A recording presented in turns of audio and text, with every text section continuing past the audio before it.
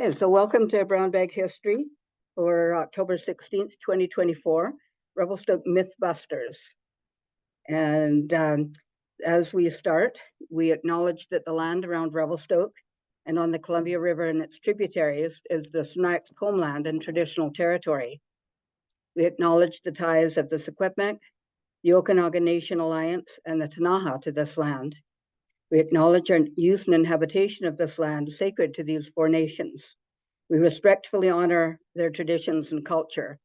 And that actually brings us to the first myth, because there was a myth for years that I even perpetuated myself when I first started working here 41 years ago, that there was no Indigenous settlement around Revelstoke. The story that I heard, and that was kind of passed down from generations, was that they didn't like the snow and they were afraid of the mountains. It was inhospitable territory, and they just weren't here. And of course, we know now that that's absolutely not true. But it's a complicated story with and it goes back to the fur trade and the exploration of David Thompson and the other early explorers and fur traders, and their patterns of use on the Columbia River and their disruption of the traditional lifestyles and land use patterns of the Snipes people, where they were being sort of pushed more into their southern territory, and 20% of their territory was in the United States and the rest was in Canada. But they were being sort of pushed farther south. And by the time that the borders were established between Canada and the US, and then the US government established the Colville Reservation in the 1870s, they included the Sinixt or Lakes people as part of the Colville tribes or Colville Reservation. And at that point, it became more and more difficult for them to access their traditional Canadian territory. And long story short, they really did get pushed out. And there were a lot of attempts to get reserve land in Canada. There was a very small reserve area created on the Arrow Lakes, which wasn't really a traditional area, wasn't really appropriate, had no services. And by the time the last person who was living in that area died, the Canadian government declared the Sinixt extinct in Canada for purposes of the Indian Act. They have now been acknowledged as Indigenous peoples of Canada through a Supreme Court decision in 2021, and they're still sorting that out. It remains complicated. There remains issues between other nations in Canada as well. But the myth that there were no Indigenous people here, no settlement here, is an absolute myth and absolutely wrong. We know that they had a settlement called Skuhikan in the Big Eddy area near the Tonkawa River, or the Tum Tum as it's referred to. So that's one myth that we can get out of the way right away.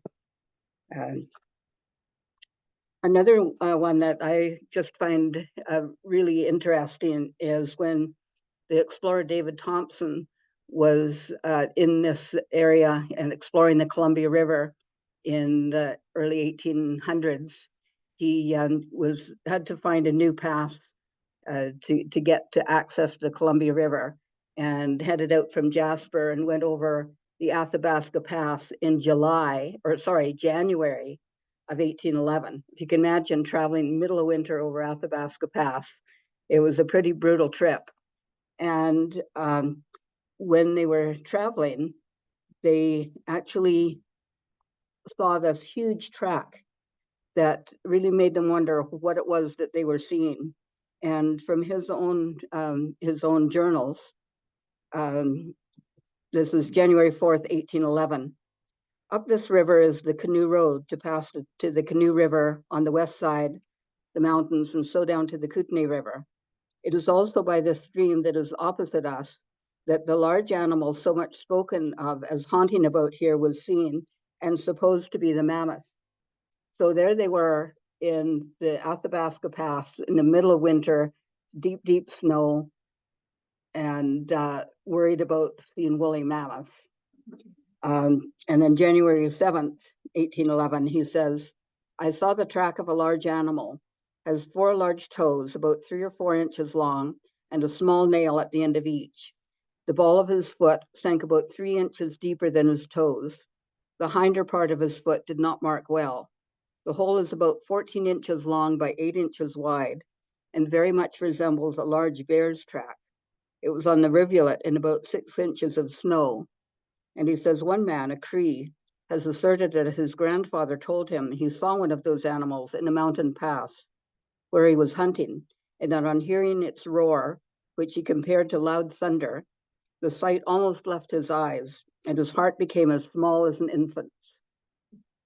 And then he later says, I never appeared to give credence to these reports, for they appeared to arise from that fondness for the marvelous, so common to mankind. But the sight of the track of that large beast staggered me, and I often thought of it, yet never could bring myself to believe such an animal existed, but thought it might be the track of some monster bear. So that one we'll leave. Was it a bear? Was it a mammoth? Probably a bear. But, now, how many people here have heard the story of the Mount Begbie Iceman? Just a couple of people. Yeah. So this is a story that goes back a long way and was occasionally resurrected. But the first mention that we've heard of it is from the 1890s, when the local magistrate, a man named Thomas Livingston Haig, told a story to his daughter many years later. And his daughter said, he was shown by an Indian trapper the body of a completely preserved Indian trapper within the ice. He mentioned its preservation in complete condition. The gathering thickness of the ice had begun to make the body gradually less visible. So that was the first record of that story, that there's somebody buried in the glacier in Mount Begbie, possibly in a crevasse, or somewhere within the glacier. And the story resurfaced when they were opening the Big Bend Highway in the 1940s, and they were anticipating a lot more traffic coming through this area.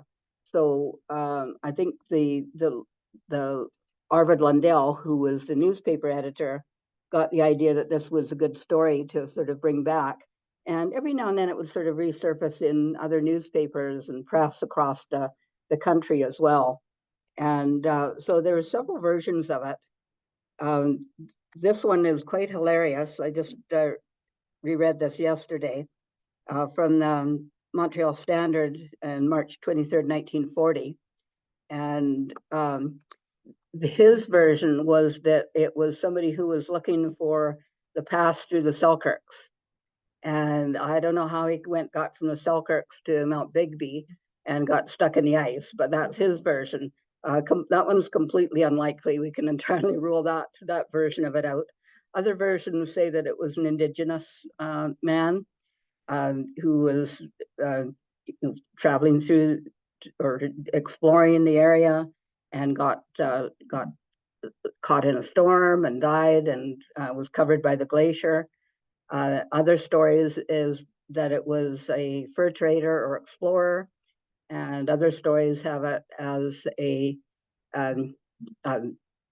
gold miner when there was the Big Bend gold rush on in the 1860s. So those are all the different versions that were swirling about. And there's even some people say that if you sort of look at the profile of the mountain, it looks like an Indigenous person lying down, and that sort of helped to perpetuate that myth a little bit as well. There was in 2007, I had a visit from Professor James Dixon of the University of Glasgow, and he was an expert on paleoethnobotany. So he actually studied plant material that was found on mummified ice mummies. So there was man named there was a mummy found in the Italian or Austrian Alps named Utsi, and was believed to be over 5,000 years old, and it was a nice mummy. And his job was actually to study plant material that was found on that, and sort of that was his contribution to that. He also studied the remains known as long ago person found in, I think it was Haines Junction in northern BC in 1999. And he was giving a lecture in the UK when he was approached by this daughter of T.L. Haig. And T.L. Haig, after he left Revelstoke, went back to the UK and had children there. And his daughter had heard this story from him that he'd told about actually going up to Mount Begbie and seeing this person in the ice. I've gone through every newspaper that I could. I've never seen any mention of that. So, I haven't been able to verify that version of it. So Dr.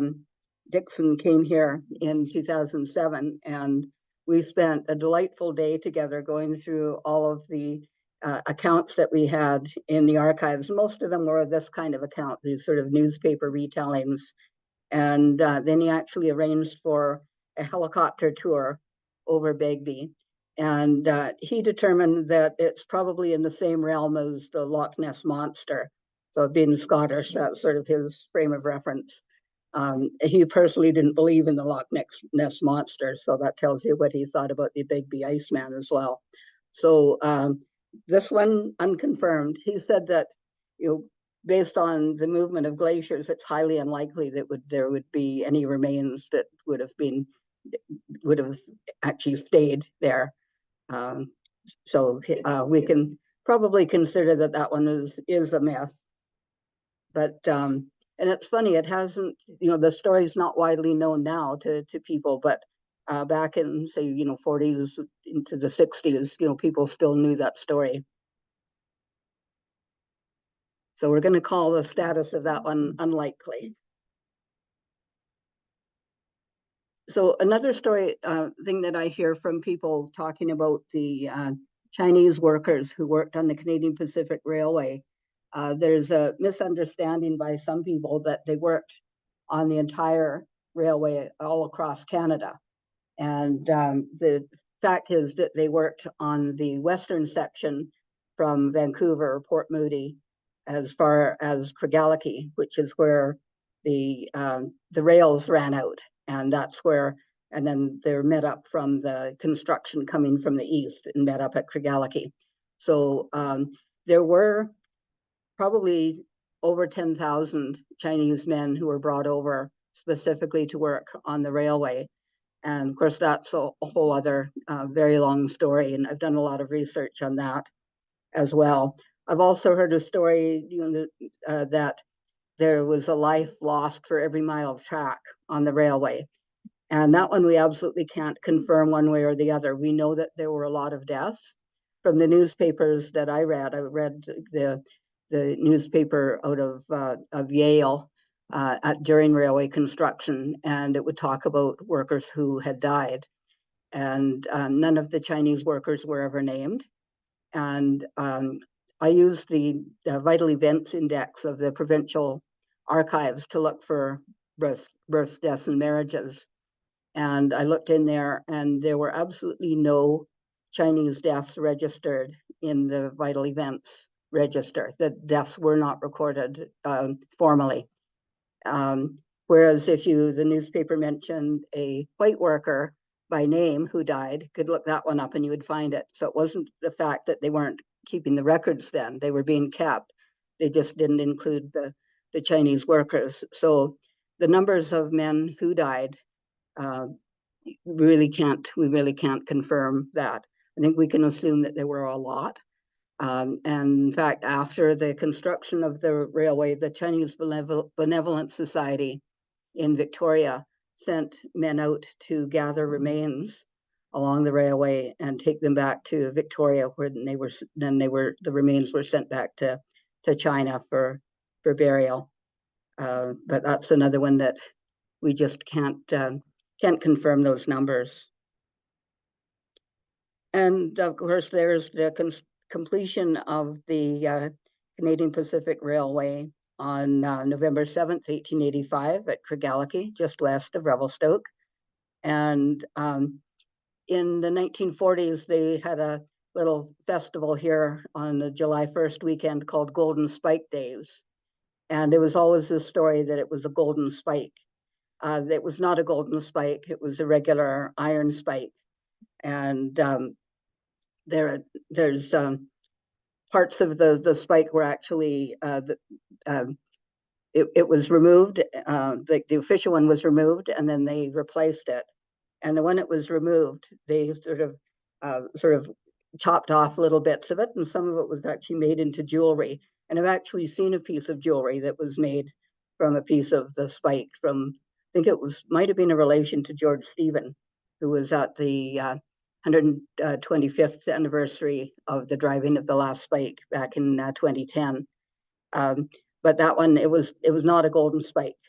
But golden spike sounds better. If you're going to have a festival, golden spike sounds a heck of a lot better than iron spike days. So they had golden spike days here. Mm-hmm. I read somewhere that apparently in this photo, there was a Chinese worker who came to the front to have his picture taken, but then he was removed from them. I haven't heard that story. There is I've heard that Wing Chung, who became a merchant in Revelstoke, that he was present at the ceremony. But we haven't been able to confirm that he was even there. But I've never heard the story that somebody had tried to come forward and was removed. Yeah, no, I hadn't heard that one either. Mm-hmm. But that's the kind of, oh, yeah. Okay, I'll follow up on that one. Because I'm not sure that one is true, but I'd like to find out where it came from and follow that up. So I will do that. Thanks. So another sort of major incident that happened in this area was the Rogers Pass Avalanche on March 4th, 1910. And there's lots of misinformation that continues to swirl around that event as well. The biggest one is probably around the number of men who died. It's often reported as 62. The actual men who died were 58. 32 of them were from Japan. The rest were Caucasian, from Canada, from the UK and Sweden, four from Ukraine. So they were just from every nationality that you could expect would have been working on the railway. So when we were doing the commemoration in 2010, the 100th anniversary commemoration, I had people saying, "Oh, I think they're wrong. I think it was Chinese workers." And I said, "No," and that sort of goes back to that it was only Chinese workers who worked on the railway, and that certainly wasn't true. They had there was actually a company called the Nippon Supply Company, which provided crews for both the railways and for the sawmills in the area.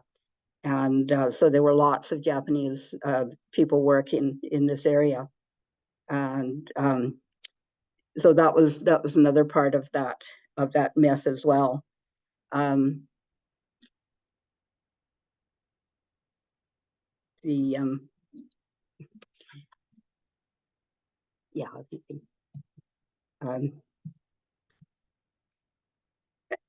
so another part is the oh no. Well, I'm just going to ask if we could turn it off. Yeah. Okay. So that's the number of people, and the where the people were from. That's sort of the biggest part of that story. And if people want to question the number that died, we did major research on that quite a few years ago. We looked at every available source, and we determined that that it was definitely 58. We looked at all of the official records, and we have the official records here. We have all of the original correspondence with the CPR, and those are available actually online on our website. If you go to Collections Digital Resources, it will take you to our site on the BC Regional Digitized History site, and there's a lot of information, a lot of resources available there, including a lot of the CPR accident reports and over 600 pages relating directly to this incident. So with the research we did in the original sources, we definitely determined it was 58 people who died.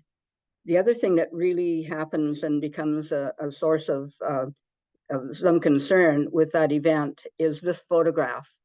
If you look on the Wikipedia page about the 1910 slide, this is the photograph that shows up. I've seen this in other exhibits in other museums. I've seen it in books showing as the March 4th, 1910 avalanche. This is not the Rogers Pass avalanche of March 4th. This was a smaller non-fatal avalanche that occurred just a little bit east of the summit of Rogers Pass the next day, March 5th, 1910. And they had a photographer, a well-known Banff photographer, Byron Harmon, who came out and was hired by the CPR to photograph these events. And so he took this photograph. It's a very dramatic photograph, and it gets used all the time to represent the March 4th, 1910 avalanche. But the effect that that had, John Woods, who was the chief park naturalist at Parks Canada for years, and was responsible for or was involved in the placement of the Rogers Pass Center, Visitor Center. They were actually going to put it right where the monument is, and right at the summit there. Turns out that was actually the site of the avalanche. And they were going from that photograph, they were assuming that the site of the avalanche was farther east. And when they did found more photographs, discovered that where the actual location of the avalanche was. So John and I have made it our mission to correct this as much as we can. I've had a researcher from I think from Austria was doing a book on avalanches and wanted to use that photograph. So I gave him some nice alternatives to use instead. This is not the March 4th, 1910 avalanche. Here's another myth. Was there a mafia murder in Revelstoke? And the answer to that one is we believe yes. This is the grave of Frank Julian, the April 6, 1852 to September 21st, 1910. And Frank Julian was born Francesco Giuliano in Italy and came to Revelstoke in 1894. Before that, they'd been living in the States. They were in Pennsylvania, probably around Chicago, probably around San Francisco, and then came up to Canada. They were one of the early Italian families here. They settled on a farm on the Lower Loop Road just south of town. And in 1904, they moved into a house at 411 2nd Street East. But before coming to, so it was believed that he had at some point had crossed the Black Hand or the Mafia, as they were referred to in some of his earlier travels. And he actually, when he was here, was actually working with the police to try to keep Mafia involvement out of Revelstoke. There were people were getting extortion letters here, and he would make sure that those letters got to the police. They were investigated, and the things were shut down. So it was believed that he really had crossed them, and they were out to get him. A year before he died, his son-in-law Frank Borsetti was a victim of a stabbing. His throat was cut. Frank survived, and several, I think there was 2 or 3 Italian men were arrested and sent to jail for that. So the following year, in September of 1910, Frank Julian went to do some clearing on his farmland near the Illecillewaet River. They'd kept that land. And I believe somewhere between where the skateboard park and the pedestrian bridge, the Mark Kingsbury Bridge, is somewhere in that area. And so he said he'd met up with 3 Italian transients who agreed to help him out for board and pay. I left the house on September 21st, September 19th, 2010, telling his family he would be back that evening. The next day he hadn't returned, and his family contacted the police, who sent out a search party. The body was discovered by Louis Cachado, covered with brush near the clearing on his property. And he'd been attacked from behind with one of his own axes, receiving a deep gash in the head and then another one across the throat. His forehead had been marked with a black cross, which could not be removed. That was what was believed to be the mark of the Black Hand. That was their symbol, saying that they had done this. The police, right from the start, were treating it as a Black Hand slaying. It was immediately turned over to the BC Provincial Police for investigation. They actually sent the sample of his skin with this mark to a forensic lab in Ottawa, and they said it was some sort of a corrosive substance, but couldn't say exactly what it was. But it was definitely always believed to be that. I've actually seen his records in the Brandon Bowers funeral records as well.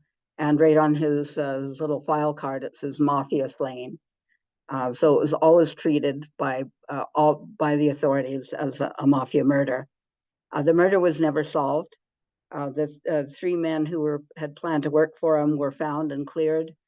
So that one remains an unsolved mystery, but definitely happened. So here's an ongoing mystery. Is Holton House haunted? Now, if you're driving in from the west, you'll see signs on the highway advertising Holton House and saying not haunted, which immediately makes you suspicious. I found an article from the Revelstoke Times Review, October 30th, 2002, by Greg Chamberlain, who admitted right away that he was very susceptible to believing anything to do with ghosts. So he wasn't being objective at all on that. But the tenants at the time said, there's a real presence as you stand at the top rung of the staircase, almost an overwhelming feeling that someone wants to push you down the stairs. There was also a presence noted in the rear section of the attic, which was built as a dance hall, dance floor. Those particular tenants felt that the presence was a man in his 40s or 50s. I've heard other accounts of people saying they believed it to be a girl. And I've heard if anytime Holton House gets mentioned on Facebook, you'll see tons of stories about people talking about how they were in there and it was haunted and they had encounters. So that one is inconclusive. It kind of depends on whether you believe in ghosts or not. It's there. Here's an interesting photograph that probably one of the first photographs I ever saw of the interior of that house. And it made us think that maybe there was something going on, because we always call this the ghost baby. And there's Charles and Lida Holton in the front parlor of their home around 1900. And what is this? There's the dog up there on the couch. And this looks like it has a face. Is that a baby? But it's very strange. It almost looks kind of ethereal.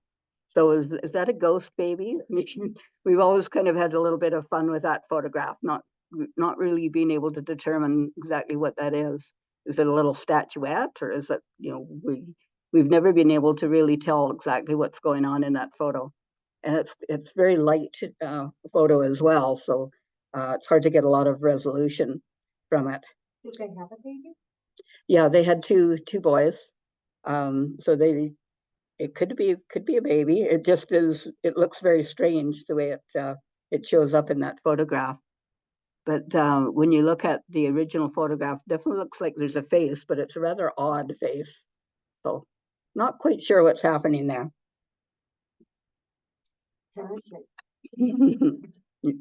Did any of the kids die in the house? No, we don't have any records of anybody not young. I'm not sure about the older, when they were older, whether they died in the house or not. I think Mr. Holton probably did. I'd have to look I think he died in 1918. So probably people did die in the house, but I'm not aware of any child death in the house. But that one remains a bit of a mystery. And the Holtons themselves are interesting people, but I'll leave that. I've told that story quite often, so I'll leave that for another day. Here's another myth that a lot of people say that Revelstoke gets less snow since the dam was put in Castlegar in the late 1960s. We don't get the snow that we used to.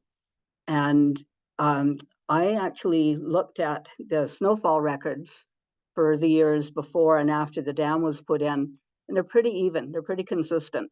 There's really not a lot of change, and there's cyclical patterns. There's some years you hardly get any snow, and some years you get tons and tons. But the averages seem to be, fairly even, right, both before and after the dam. What did change, though, was the temperature of the river, because the Columbia River used to freeze over, and they actually had quite substantial ice harvests going on the Columbia River in the winter. Ken's dad, as a boy, was even involved, and his brothers worked with the man who would harvest ice on the Columbia. So they were on the river, cutting blocks of ice and putting it on the cart and delivering it around town. So that's definitely been a change, because the river was changed into a reservoir, and so all the way up to Revelstoke, it changed the flow of the river. So that's the change in terms of the climate. The river is definitely warmer, but the snowfall has remained fairly constant. The averages have remained constant throughout the years. And talking about snow, how many of you were here in 1972? A few of you remember the great snowfall of 1972. So the record snowfall that winter was 315 inches, or 8.1 meters. And then starting on January 19th, 1972, more than 55 inches, or 140 centimeters, fell in 4 days. They didn't close the school. Revelstoke doesn't do snow day. I remember when my daughter was young, there was a movie that came out called Snow Day. And Sarah said, "What's a snow day?" I said, "You'll never know." But they said that the attendance at the high school dropped to 60%. And one of the teachers used snowshoes to get to work. And they did close the schools early on the Friday to give the children a little bit more time to get home. But yeah, they'd already had snowfall this winter now totals 252 inches in January, and they continued to get snow. So it did get up to 315 inches, and that remains the record. And David Williams did this cartoon in the Revelstoke Herald, January 26, 1972. That we like to live up to our reputation, but 252 inches is ridiculous. It's a classic cartoon.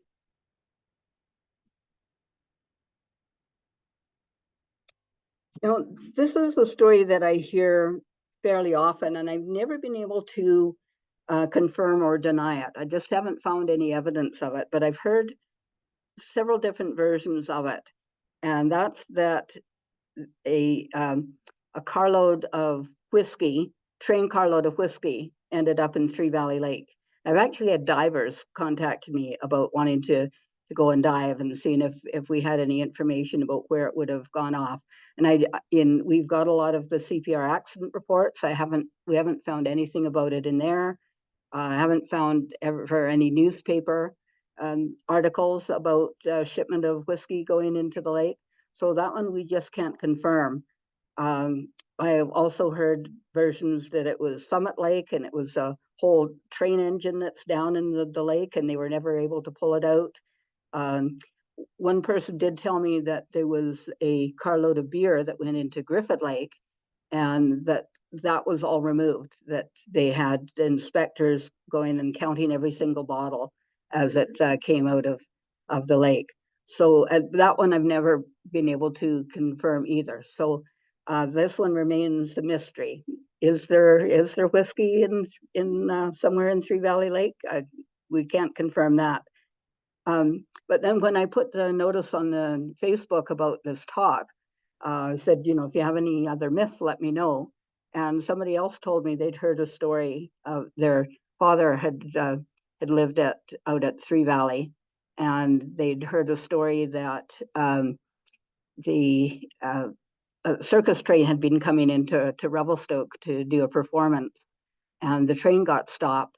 So they ended up doing a circus, setting it up at Three Valley and doing it there. And that's another one I just can't find. I've never seen that one before, so I can't say for sure.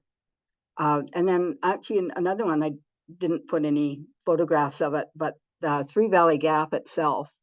I've had a lot of people contacting me, asking me about the history of the ghost town at Three Valley Gap. And there was no ghost town at Three Valley Gap.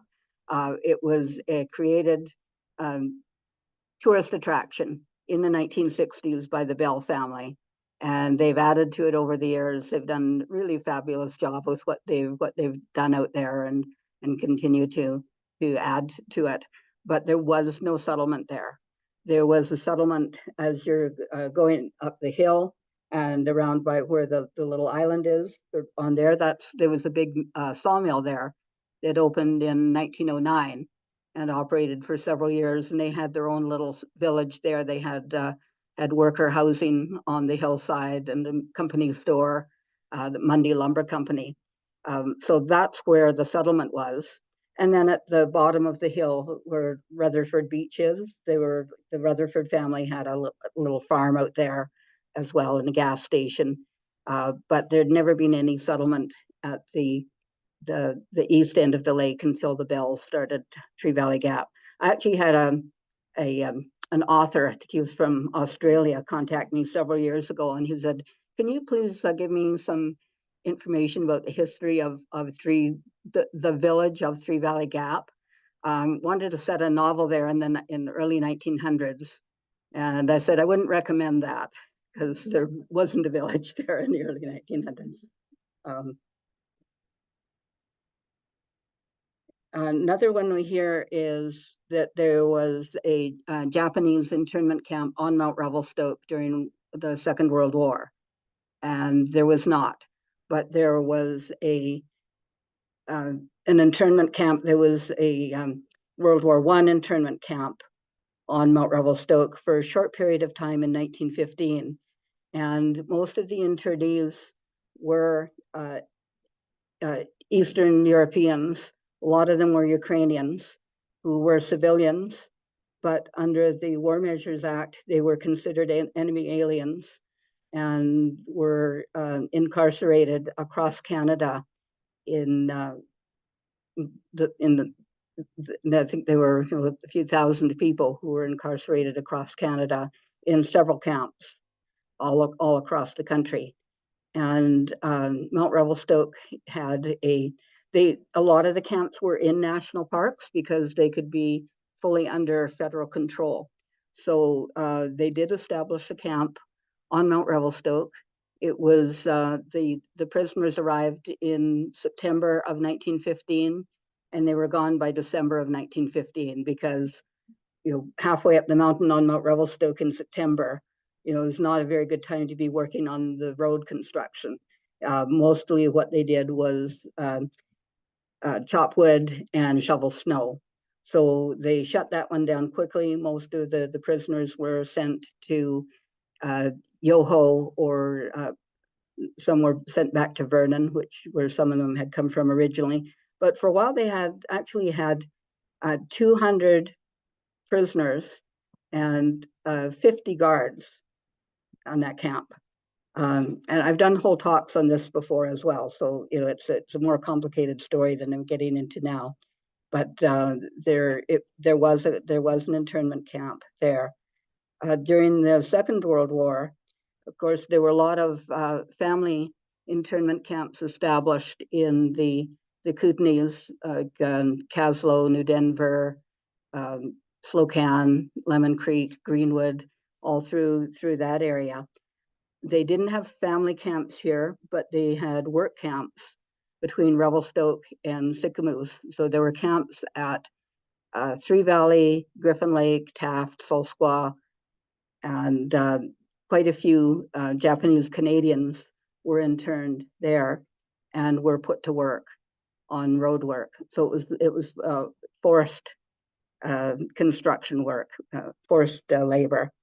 And the majority of the men who were in those camps were young Canadian men who were, their parents were Japanese. They were of Japanese origin, but they were born in Canada. The majority of them were, and but because they had this complete relocation of Japanese Canadians from the West Coast, they didn't. They included everybody who was Japanese, regardless of their background, regardless of their status as citizens or not.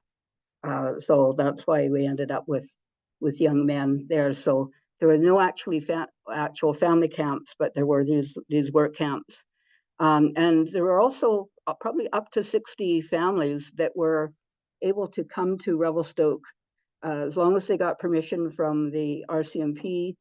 They were out of the exclusion zone and had their own means. They were families that were able to come here. So there were up to 60 that were here.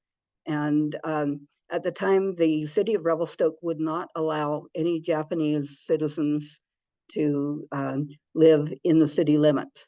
So that time, Big Eddy was outside of the city limits, and the southern boundary was at Downey Street. So they could live on the far end of Downey Street and beyond in Southside and in that area as well. We've actually been doing a lot of research on that, and our new exhibit that called Reclaimed Voices that we're opening on November 7th of this year is going to include a lot of those stories. And of course, in 1969, they formally opened the Hugh Keenleyside Dam at Castlegar, and it extended the Arrow Lakes Reservoir all the way up to Revelstoke. And that's what created the flats. And the reason that we did the Stories Beneath the Surface exhibit, and then we did an online exhibit on that topic, and just sent a book off to the printer yesterday, Stories Beneath the Surface, is because a lot of people have no idea what the flats are and why the water fluctuates there and why there's all that land there with nothing on it. And I've actually had people tell me that they believed that the flats were created by the release of water from the Revelstoke Dam. So thinking that a dam north of Revelstoke would have that much effect on the land south of Revelstoke.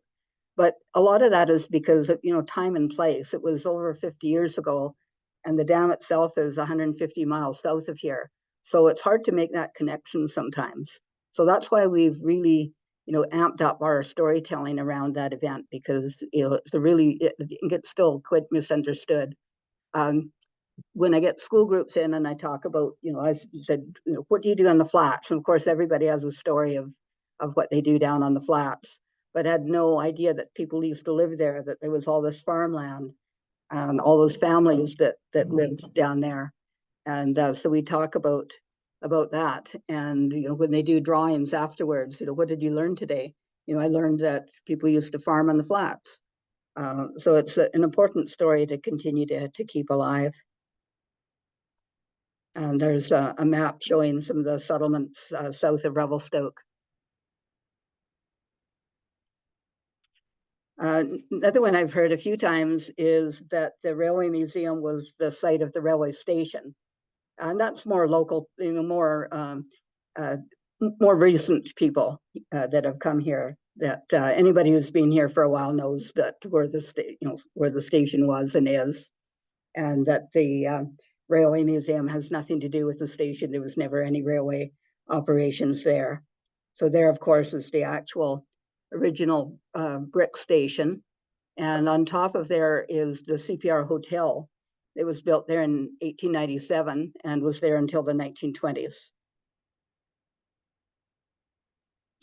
And of course, if anybody who was born here before 1970 in Revelstoke, so this is where you were born.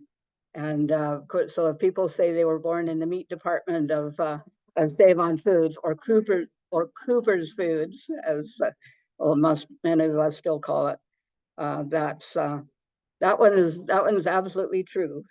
Helen Grace told me that the maternity ward would have been around in this area, and sort of around the side there too, on the second floor. And it's the Revelstoke Courthouse. I've heard stories from a few people that there was an Indigenous burials in that area. I personally would call that one absolutely false. It doesn't fit in with the Sinixt burial patterns at all. I think that one's total myth. I've definitely heard stories of hauntings in the courthouse. Again, it depends on whether you believe in ghosts or not. And that could be, but I wouldn't put it down to, definitely not put it down to Indigenous burials in the area. And then have there been UFO sightings in Revelstoke? I found 3 in the newspapers doing glimpses of the past. The first one was actually in 1908. And they actually didn't use the term UFO, wasn't heard of back then. So the newspaper reported, like a wonderfully bright electric light slowly swinging in the sky is the signal visible here each night in the heavens on clear nights. The people are wondering whether it is Mars trying to talk to the Earth. The light maintains the same relative position constantly. It seems like a magnificent electric arc light, and if one watches with a telescope closely, it can be seen to move back and forth slowly in a short distance. So here's another one from 1950. Listen to the similarities. A crew on the asbestos property at Sidmouth, south of Revelstoke, reported that they saw a UFO near their property. The engineer in charge of the work stated that they saw a strange oval-shaped object with a bluish-white light in the heavens above the property. He said that it resembled a huge light globe swinging to and fro, and he estimated it to be about 30,000 feet up in the sky. And the next one is from September 12, 1968. A UFO was sighted near Revelstoke when Mr. Howery of Hanna, Alberta, was driving through town traveling west. The object came down very quickly from the south, hovered about 60 feet in front of and above the car, and swung from side to side, following the car for a distance of about 3 miles. It then took off southward at a high rate of speed. Mr. Howery said it looked like the beacon on a watchtower, and it was a light shade of blue. He said it was around 30 feet in diameter and appeared as a glowing light. So those are all quite similar, even though they're apart in different years. So when we're doing the glimpses of the past column, and I always have when we have students and interns, they're the ones that work on the column. And the instructions are, if you see a UFO story, it goes in. That's absolute definite. There's actually a filmmaker going to be in town next week who is doing a story on a meteorite from, I think it was 1960. And she was looking for people that have any memories of that, or 65, I think it was, who have any memories of that happening. We actually have some fragments in our collection that were gathered by a man who has a mining claim north of Revelstoke in the Big Bend. And they're possibly from that. But I've seen other accounts in the newspapers of meteorites in the area, meteors over the area as well. So the biggest myth is that I've retired. So I have people coming up to me and say, "Oh, how are you enjoying retirement?" And I said, "Well, I wouldn't know yet." So this is me back in the 1980s with Ruby Nobbs, who was my mentor and person that I learned a lot from. Ruby was born in Revelstoke in 1907, and people think I have a good memory. Ruby's memory was absolutely a steel trap about anything she'd ever seen, experienced, or anybody she'd ever met. Absolutely phenomenal. So I learned an awful lot from Ruby, and I'm still mostly having fun, so I'll probably be here for a while yet. Next Brown Bag History, October 30th, Rosemary Tracy is going to be giving sort of a sentimental view of her time with Mount Begbie School, both as a student and a teacher for over a long career. And of course, Mount Begbie School no longer exists, so that will be an interesting one. Before we go, I just wanted to mention a new feature on our website as part of our goal to improve accessibility for everyone and give people options to experience the museum content. We've actually created audio tours of all of our exhibits. So you can go onto our website, click on that, and it will take you to the audio files. And we have a variety of people who are reading the stories. So Laura Stovall is reading the story of the Sinaiaks because she's done a lot of work and research on that topic. Gary Sauls, our mayor, reads the Settling Revelstoke stories. And Miriam Manley and Tyler Mackey and Michelle Cole are also reading. Greg Hill reads our ski history one. And Nancy Martin reads our story about stories beneath the surface. She grew up in Arrowhead. So that's something that you can explore, and you can set up a podcast and listen to all of our exhibits at your leisure. Thank you for coming. I'm just going to stop this.